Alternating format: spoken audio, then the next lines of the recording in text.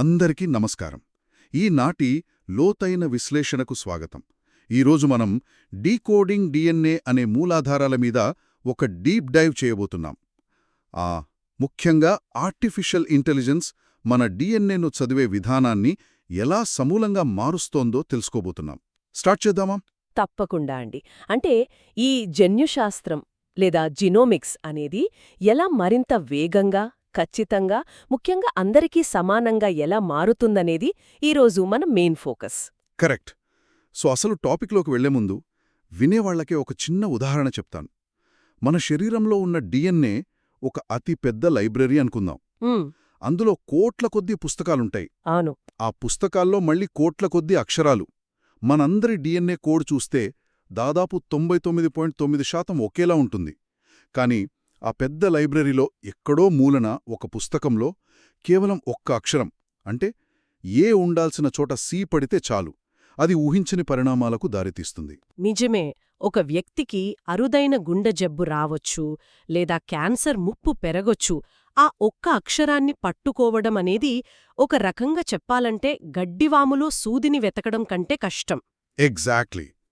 అయితే మనం రోజు మన ఫోన్లలో కుక్కలని, పిల్లులని గుర్తించడానికి వాడే ఇమేజ్ రికగ్నిషన్ ఏఐ టెక్నాలజీ ఉంది కదా. అవును, ఇమేజ్ క్లాసిఫికేషన్. అదే. ఆ టెక్నాలజీని వాడి ఈ చిన్న జన్యుపరమైన పొరపాటుని ఎలా కనిపెడుతున్నారో ఈరోజు చర్చించబోతున్నాం. ఇది నిజంగా ఒక అద్భుతమనే చెప్పాలి. ఎందుకంటే ఆ ఒక్క అక్షరం మారడం వల్ల వచ్చే సింగిల్ న్యూక్లియోటైడ్ పాలిమార్ఫిజమ్స్, వాటిని ఎస్ఎన్పీలు అంటారు, వాటిని గుర్తించడం వైద్య రంగంలో చాలా కీలకం. అంటే దీని ప్రభావం ఎంతమంది మీద ఉంటుందంటారు? ఈరోజు ప్రపంచ జనాభాలో దాదాపు 8% మంది ఏదో ఒక అరుదైన జన్యువ్యాధితో బాధపడుతున్నారు. 8% అంటే వినడానికి చిన్న నంబర్లా అనిపించినా సంఖ్యల పరంగా చూస్తే అది కోట్లల్లో ఉంటుంది. రొమ్ము క్యాన్సర్ ముప్పుని పెంచే మార్పులు కావచ్చు, లేదా పల్మనరీ ఆర్టీరియల్ హైపర్టెన్షన్ లాంటి ప్రాణాంతక వ్యాధులు కావచ్చు. ఇవన్నీ ఆ ఒక్క అక్షరం మారడం వల్లే. ఓహో, అంటే ఈ చిన్న మార్పులను కనుగొనడాన్ని సైంటిఫిక్ భాషలో వేరియంట్ కాలింగ్ అంటారు, కరెక్టేనా? కరెక్ట్. Variant calling. ఒకరిలో జన్యుపరమైన సమస్య ఉందో లేదో తెలుసుకోవడానికి వారి డిఎన్ఏని ఒక స్టాండర్డ్ రెఫరెన్స్ జీనోమ్తో పోల్చి చూసి ఆ తేడాని పసిగడతారు. కానీ ఇక్కడే అసలు సమస్య వస్తుందని నేను మూలాధారాల్లో చదివాను. మన దగ్గరున్నవి 3 బిలియన్ల అక్షరాలు. పాత పద్ధతుల్లో కేవలం మ్యాథమెటికల్ అల్గరిథమ్స్ వాడితే ఖచ్చితత్వం తక్కువ, సమయం ఎక్కువ పట్టేది కదా. సాల్వ్ చేసిందే. వాళ్ళు ఈ సంక్లిష్టమైన జన్యు పజిల్ను ఒక ఇమేజ్ క్లాసిఫికేషన్ సమస్యగా మార్చేశారు. డిఎన్ఏని ఇమేజ్లాగా మార్చడమా? అదెలా సాధ్యం? చెప్తాను. సాధారణంగా డిఎన్ఏ సీక్వెన్సింగ్లో మొత్తం డిఎన్ఏని ఒకేసారి చదవడం కుదరదు. దాన్ని చిన్న చిన్న ముక్కలుగా కత్తిరించి చదువుతారు. వాటినే రీడ్స్ అంటారు. Okay, reads. ఆ రీడ్స్ అన్నింటినీ డీప్ వేరియంట్ అల్గారిథం తీసుకుని ఒక ఇమేజ్లాగా, అంటే ఒక ఫోటోలాగా మారుస్తుంది. మనం ఫోటోషాప్లో వేర్వేరు లేయర్స్ని ఒకదానిపై ఒకటి ఎలా పేర్చుతామో ఇది కూడా అలానే చేస్తుంది. వావ్! ఇక్కడే నాకు చాలా ఇంట్రెస్టింగ్గా అనిపించింది. ఆ ఫోటోలో ఉండే ఆ లేయర్స్ లేదా ఛానల్స్ ఎలా పనిచేస్తాయో ఒకసారి చూస్తే ప్రతి ఛానల్ ఒక నిర్దిష్టమైన ఇన్ఫర్మేషన్ ఇస్తుంది కదా. అవును. మొదటి ఛానల్లో అసలు బేస్ అక్షరాలు అంటే ఏ, సి, జి, టి ఏమున్నాయో ఉంటుంది, కరెక్టేనా? నల్లో ఆ అక్షరాన్ని చదివిన మెషీన్ తాలూకు క్వాలిటీ స్కోర్ ఉంటుంది. క్వాలిటీ స్కోర్ అంటే ఆ అక్షరం అదే అనడానికి మిషన్ ఎంత కాన్ఫిడెంట్గా ఉందనే కదా. ఎగ్జాక్ట్లీ. ఎందుకంటే మెషీన్స్ కూడా అప్పుడప్పుడు తప్పులు చేస్తాయి. ఇక మూడవ ఛానల్లో మ్యాపింగ్ క్వాలిటీ ఉంటుంది. అంటే ఆ చిన్న డిఎన్ఏ ముక్క మనం రిఫరెన్స్గా తీసుకున్న ఆ పెద్ద జీనోంలో ఖచ్చితంగా అక్కడే కూర్చుంటుందా లేదా అని. అర్థమవుతుంది. ఇంకో ఛానల్లో స్ట్రాండ్ డైరెక్షన్, అంటే డిఎన్ఏని ఫార్వర్డ్ డైరెక్షన్లో చదివారా లేదా బ్యాక్వర్డ్ డైరెక్షన్లో చదివారా అనేది ఉంటుంది. ఇవన్నీ కలిపి ఒక పర్ఫెక్ట్ కలర్ ఇమేజ్ తయారవుతుంది. మనం ఫోటోలలో ఒక పిల్లిని చూడగానే దాని కళ్ళు, తోక ప్యాటర్న్స్ బట్టి అది పిల్లి అని ఏఐ ఎలా గుర్తిస్తుందో, ఇక్కడ కూడా ఆ ఛానల్స్ ద్వారా తయారైన ఇమేజ్ చూసి అందులో నిజంగా ఒక జన్యు మార్పు జరిగిందా లేదా మిషన్ చేసిన పొరపాట అని డీప్ వేరియంట్ పసిగడుతుందన్నమాట. కరెక్ట్గా పట్టుకున్నారు. డీప్ న్యూరల్ నెట్వర్క్ ఆ ఇమేజ్లోని ప్యాటర్న్స్ని తనకై తాను నేర్చుకుంటుంది. మనుషులు ఏ పద్ధతులైతే ప్రోగ్రామ్ చేయలేరో ఆ ప్యాటర్న్స్ని కూడా అది చదువుకుంటుంది. అందుకే దీని రిజల్ట్స్ అంత అద్భుతంగా వచ్చాయి గదా! నేను ఆ డేటా పాయింట్ చూసి ఆశ్చర్యపోయాను. 2016లో జరిగిన ఆ ప్రిసిజన్ ఎఫ్డీఏ ట్రూత్ ఛాలెంజ్లో ఈ డీప్ వేరియంట్ చేసిన సంచలనం గురించి కొంచెం చెప్తారా? ఆ ఛాలెంజ్లో అప్పటి వరకు ఇండస్ట్రీ స్టాండర్డ్గా ఉన్న జీఏటీకే అనే పద్ధతిని ఇది చాలా ఈజీగా ఓడించింది. పాత పద్ధతిలో తప్పుల సంఖ్య దాదాపు 9500 పైచులుకుంటే 9500 ఎర్రర్స్. అవును. కానీ డీప్ వేరియంట్ దాన్ని కేవలం 4600కి తగ్గించేసింది. అంటే సగానికి పైగా ఎర్రర్స్ మాయమైపోయాయి. అమేజింగ్. ఈ ఖచ్చితత్వం వల్ల జబ్బుల నిర్ధారణలో డాక్టర్లకు చాలా హెల్ప్ అవుతుంది. కానీ డీప్ వేరియంట్ ఎంత గొప్ప ఏఐనైనా దానికి మనం ఇచ్చే ముడి డేటా సరిగ్గా లేకపోతే అది కూడా తప్పులు చేస్తుంది కదా. గార్బేజ్ ఇన్ గార్బేజ్ అవుట్ అంటారు కదా, అలా. చాలా మంచి పాయింట్ రైజ్ చేశారు. ఇక్కడే పాత పద్ధతుల్లో ఉన్న ఒక పెద్ద డ్రాబ్యాక్ గురించి మాట్లాడుకోవాలి. ఇంతకుముందు మనం డిఎన్ఏని చిన్న చిన్న ముక్కలుగా కత్తిరిస్తారు అని చెప్పుకున్నాం కదా, వాటినే షార్ట్ రీడ్స్ అంటారు. Short reads. కానీ మన డిఎన్ఏలో కొన్ని భాగాలు చాలా సంక్లిష్టంగా ఉంటాయి. ఒకే రకమైన కోడ్ పదే పదే వస్తూ ఉంటుంది. ఉదాహరణకు ఒక పజిల్ సాల్వ్ చేస్తున్నామనుకోండి. ఆకాశం రంగున్న ముక్కలన్నీ ఒకేలా ఉంటాయి. అవును, అవన్నీ బ్లూ కలర్లో ఒకేలా ఉంటాయి కదా. ఆ ముక్కలని ఖచ్చితంగా ఎక్కడ అతికించాలో తెలియక మనం ఎలా కన్ఫ్యూజ్ అవుతామో, ఈ షార్ట్ రీడ్స్ని పేర్చడం కూడా కంప్యూటర్లకు అంతే కష్టం. ఆ ప్రదేశాల్లో షార్ట్ రీడ్స్ ఫెయిల్ అవుతాయి.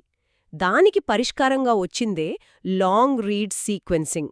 ఓహో, అంటే ప్యాక్బయో లేదా ఆక్స్ఫర్డ్ నానోపోర్ లాంటి టెక్నాలజీలన్నమాట. ఇవి చిన్న ముక్కలు కాకుండా చాలా పొడవైన డిఎన్ఏ భాగాలను ఒకేసారి చదువుతాయి కదా.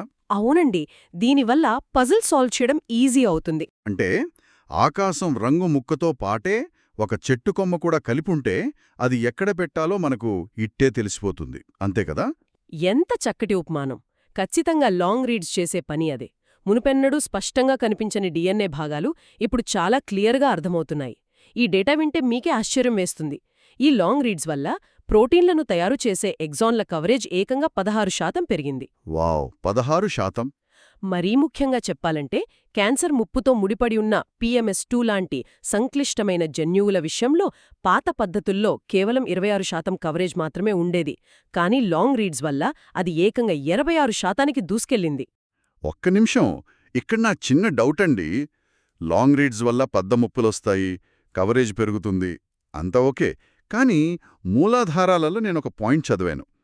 ఈ లాంగ్ రీడ్స్కి ఇండెల్స్ని, అంటే ఒక అక్షరం ఎక్స్ట్రా రావడం లేదా డిలీట్ అయిపోవడం లాంటివి, వాటిని గుర్తించడంలో ఎర్రర్స్ వస్తాయి అని అన్నారు కదా. అక్షరాలు కరెక్టుగా లేకపోతే మళ్ళీ ఏఐ వాడి కూడా లాభమేముంది? మీరు కరెక్ట్గా అడిగారు. ఇది స్టార్టింగ్లో లాంగ్ రీడ్స్కి ఉన్న అతిపెద్ద సమస్య. పొడవుగా చదవగలవు కానీ అక్షరాల ఖచ్చితత్వంలో వెనకబడిపోయాయి. ఈ ఇండెల్స్ని ఖచ్చితంగా గుర్తించే శాతం, దాన్ని పాజిటివ్ ప్రిడిక్టివ్ వాల్యూ అంటారు, అది కేవలం 1.4% నుండి 22% వరకు మాత్రమే ఉండేది. 22% అంటే చాలా తక్కువ కదా. మరి ఆ ఎర్రర్స్ని వాళ్ళు ఎలా ఓవర్కమ్ చేశారు? ఇక్కడే డీప్ వేరియంట్ అసలైన మ్యాజిక్ చూపించింది. ఆ మ్యాజిక్ పేరే రీట్రైనింగ్.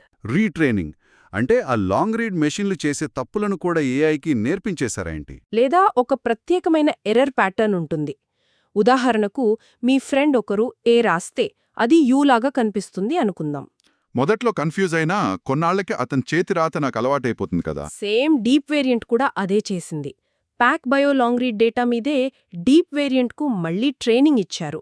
ఆ మిషన్ ఎక్కడ పదే పదే తప్పులు చేస్తుందో ఏఐ గమనించి, ఓహో, ఇది నిజమైన జన్యుమార్పు కాదు, కేవలం మెషీన్ చేసిన పొరపాటు అని అర్థం చేసుకుంది. ఫలితంగా ఆ 22% ఉన్న ఖచ్చితత్వం ఏకంగా 97%కి పైగా పెరిగిపోయింది. That is fascinating. అంటే ఒకసారి కోడ్ రాసి వదిలేసే ప్రోగ్రాంలాగా కాకుండా మారుతున్న టెక్నాలజీకి తగ్గట్టు అడాప్ట్ చేసుకోగల శక్తి దీనికుందనమాట. సరే, ఇదంతా రీసెర్చ్ పేపర్లలో బానే ఉంది, కానీ నిజ జీవితంలో ఒక ఎమర్జెన్సీలో ఇది ఎలా ఉపయోగపడుతోంది? ఈ మూలాధారాలలో ఒక 13 ఏళ్ల బాలుడి కేసు స్టడీ గురించుంది కదా. ఆ బాబు ప్రాణాలను ఇది ఎలా కాపాడిందో కొంచెం చెప్తారా? చూస్తుంటే ఎవరికైనా రోమాలు నిక్కబొడుచుకుంటాయి.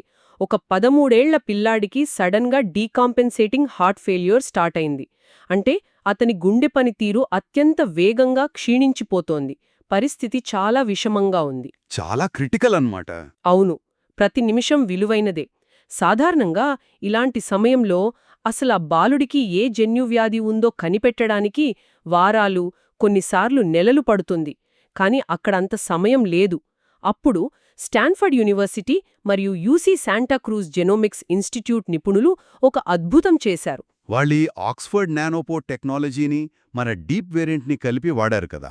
ఆ బాలుడి రక్తం తీసుకుని డిఎన్ఏని నానోపోర్ మిషన్లో పెట్టి ఆ డేటాని రియల్ టైంలో డీప్ వేరియంట్కి పంపించారు. అవును, డేటా జనరేట్ అవుతున్న కొద్దీ ఏఐ దాన్ని విశ్లేషిస్తూనే ఉంది.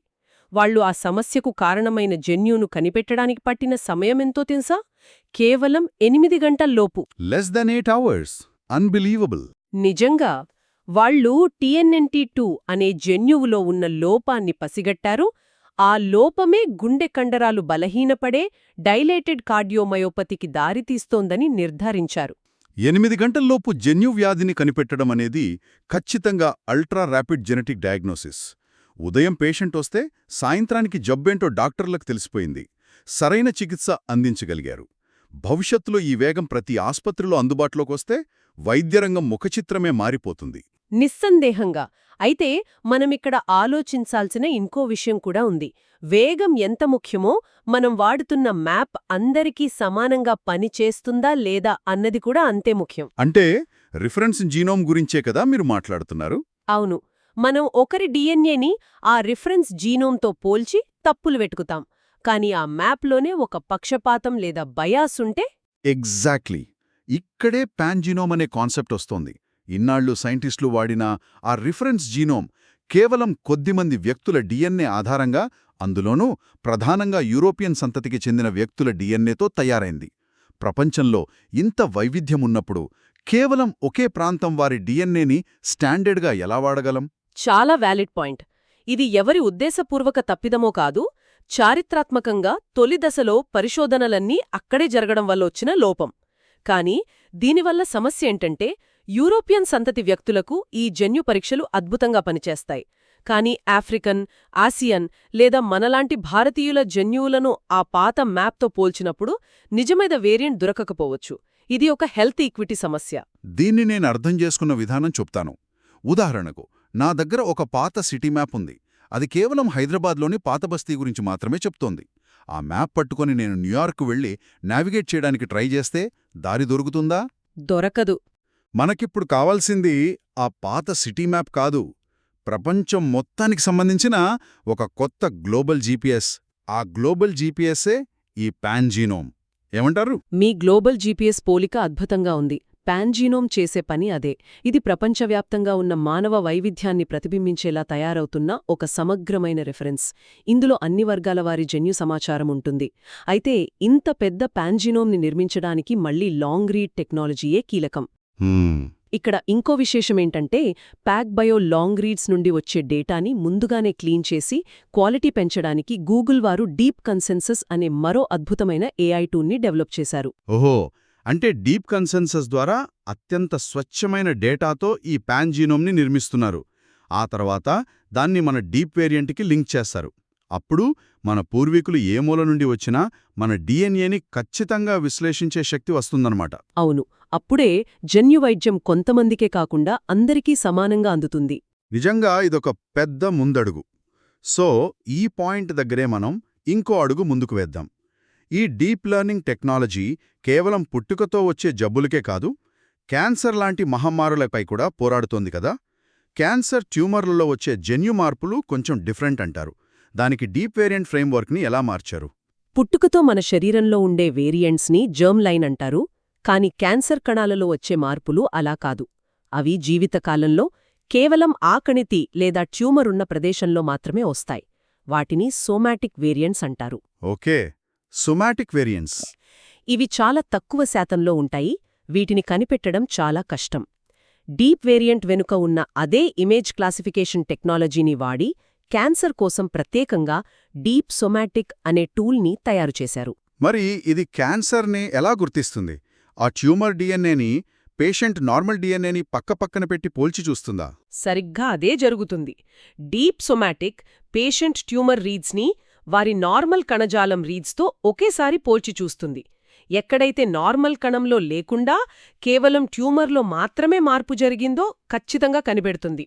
ఇది స్ట్రిలికా 2 లేదా క్లేర్ 3 లాంటి పాపులర్ టూల్స్ కంటే మెరుగ్గా పనిచేస్తోందని పరిశోధనల్లో తేలింది. క్యాన్సర్ వరకు బాగానే ఉంది కానీ ఈ సోర్సెస్లో నన్ను అత్యంత ఆశ్చర్యపరిచిన విషయం మరొకటుంది.